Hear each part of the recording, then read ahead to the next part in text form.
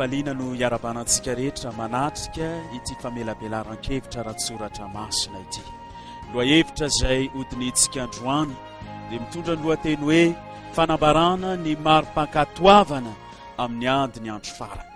Tamin'ny taona 1930 dia nisy sambo anglisy anankiray antsoina hoe Beagle nanao dilavitra namakivaky ny ranomasimbe. Tonga teo amin'ny nosy anankiray antsoina hoe Galapagos izany sambo izany, izay nitondra tanora anankiray antsoina hoe Charles Darwin.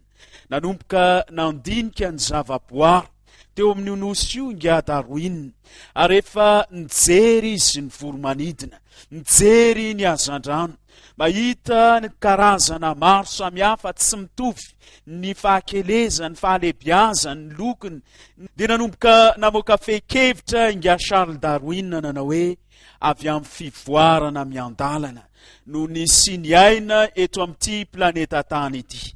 Tsy namela toerana na dia kely monja ho an'ny mpahary zany fomba fisainana izany. Nanoratra boky nga Charles Darwin, ary nanomboka teo dia adiny tanteraka ny mahampamorona an'Andriamanitra. Nandritra ny taon-jato maro dia niaina tamin'izany fiheverana izany ro manam-pahaizana, fa avy amin'ny fivoarana miandalana izay tsy hita ny fiatomboana mazava no nisiny izao tontolo izao ity. Tamin'ny taona 1977 anefa dia gaga ireo manam-pahaizana rehetra rehefa namoaka fanambarana miezinezina ny amin'ny vokatry ny fandiniana natao teny ambony tsy takamaso teny ilay satelita lehibe Amerikanina antsoina hoe Kobe. Ity satelita ity dia namoaka vokatry ny fikarohana fa ity zao tontolo izao ity dia tsy niforona avy amin'ny kisendrasendra, tsy nipoitra tamin'ny fotoana tsy fantatra, fa nisy fiforonana mazava izany fanambarana izany. Dia nanova ny fiheveran'ireo manam-pahaizana maro, ary ireo manam-pahaizana ireo mihitsy no lasa niaiky ny fisiany famoronana avy amin'Andriamanitra. Tsapan'izy ireo fa nametraka ny dian-tanany eto amin'ity zao tontolo izao ity Andriamanitra, mitoetra eny ambony tsy takamaso ny dian-tanan'Andriamanitra, ilay mpahary ny lanitra sy ny tany. Amin'ny boky ny Apokalipsy izay dinitsika dia boky manaprofo an'izany famoronan'Andriamanitra izao tontolo izao izany ihany koa. Ny apôstôly John tao amin'ny nosy Patmo dia nomena fahitana amin'ny Apokalipsy 4:9 ny amin'ny ikam-piobiana sy fiderana ataony anjely any an-danitra no ny namoronan'Andriamanitra izao tontolo izao, manao hoe masina, masina, masina ny tompo Andriamanitra totoa, ilay taloha sy ankehitriny ary no avy. Ianao tomponay sy Andriamanitray no miendrika andray voninahitra sy anja ary ny hery, fa ianao no nahary ny zavatra rehetra. Tsy tonga ho azy ity izao tontolo izao ity, tsy avy amin'ny fivoarana miandalana, tsy avy amin'ny fipohan-javatra nakety sy nakeroa izany, fa Andriamanitra mihitsy no namola volantsika. Isika olombelona dia zavaboarin'Andriamanitra alohan'ny nanatorotoroany renitsika antsika tao an-kibo, dia efa nisy tao amin'ny fisainan'Andriamanitra isika, efa noeritreretiny ny momba antsika ary nohariny isika. Andriamanitra no nahary ny lanitra sy ny tany izay rehetra ho aminy, ny ranomasina izay rehetra ho aminy, hoy ny Apokalipsy 20:1. Ary ny Apokalipsy 4:7 ihany koa dia miteny manao hoe matahoran'Andriamanitra ka omeo voninahitra izy, fa tonga ny andro fitsarana ary miankofy eo alohan'izay nanao ny lanitra sy ny tany sy ny ranomasina ary ny loharano. Ny Baiboly manontolo na ny boky voalohany hatramin'ny boky farany dia manamafy fa Andriamanitra no nahary, Andriamanitra no namorona ny lanitra sy ny tany izay rehetra ho aminy. Ary na dia isika olombelo aza dia zavaboary no foronon'Andriamanitra. Rehefa mamaky ny Genesisy isika toko voalohany dia tsy voatery andeha lavitra, tsy voatery hitazana eny ambony tsy takamaso hoe avy aiza moa isika, iza no namorona antsika, fa ity boky voalohany eo amin'ny Baiboly ity, ao amin'ny toko voalohany ny 19 sy ny 17 dia miteny manao hoe andeha isika amorona olona tahaka ny endritsika, tahaka ny endrik'Andriamanitra no namoronany azy, lahy sy vavy, no namorona ny azy. Genesis 2:1. Dia vita ny lanitra sy ny tany izay rehetra ho aminy. Andriamanitra no pahary antsika.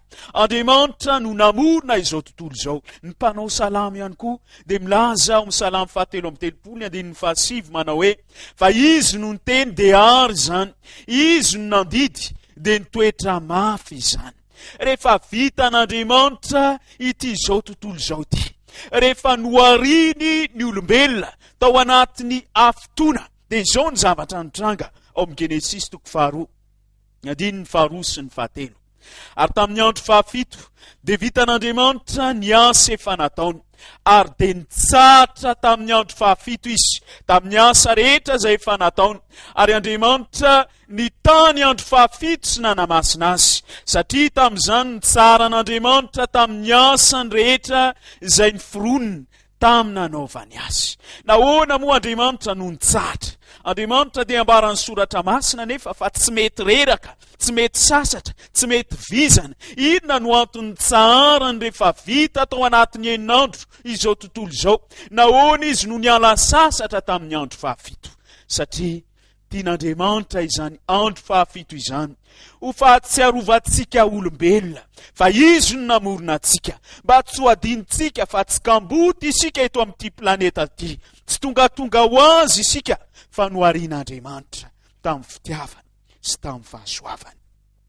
Raha mandinika isika hoe maninona tokoa moa ny olona no milaza fa ny 7 andro no antsoina hoe herinandro, dia ho gaga ihany ny mpandinika, ary ho hita marina fa izany dia vokatry ny famoronan'Andriamanitra feno fitiavana, ary te hampatsiahy atsika isaky ny andro 7 fa izy no namorona antsika. Ny fanosan'andro manko dia saika azo avy amin'ilay antsoiny teny vahiny hoe système solaire, avy amin'ny firafitry ny masoandro sy ny volana. Ny olombelona dia mamaritra hoe andro anankiray ny 420 ora, satria misy fandraisany amin'ny système solaire izany, tafodina amin'ny tenany isaky ny 420 ora manoloana ny masoandro ny tany. Zay no nahazahoana hoe ray andro ny 420 ora, mifampiankina amin'ny système solaire. Ny nahazahoana ny hoe ray volana 30 andro, dia satria tafodina amin'ny volana isaky ny 30 andro ny tany, mifampiankina amin'ny firafitry ny masoandro sy ny volana, nahazahoana ny fanisan'andro.